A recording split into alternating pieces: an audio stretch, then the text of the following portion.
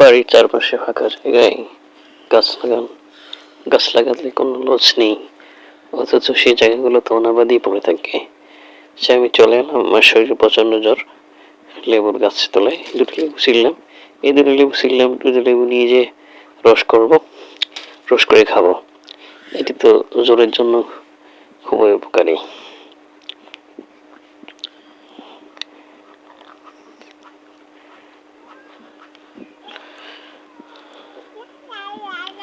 বাড়িতে নিয়ে গিয়ে কাটলাম, কাটতে পিছিয়েছি, রসটা বের করতেছি, খেয়ে নেব।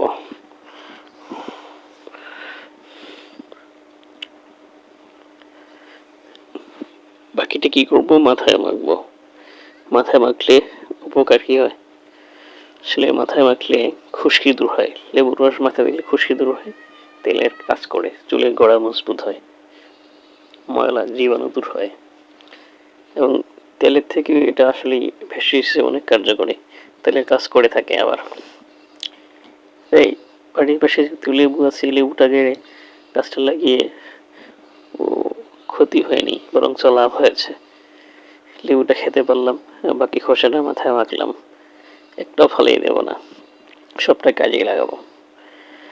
এরপরে লেবুর পাতাটা আমি আবার তেজপাতার সঙ্গে মিশিয়ে এবং বড়াই পাতা, পেয়ারা পাতা দিয়ে চা করে খাই।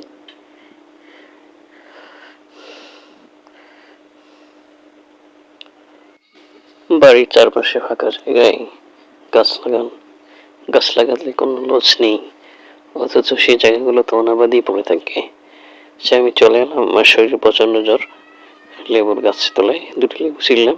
এই দুটো লেবু ছিললাম, দুটো লেবু নিয়ে যে রস করব, রস করে খাবো। এটি তো জ্বরের জন্য খুবই উপকারী।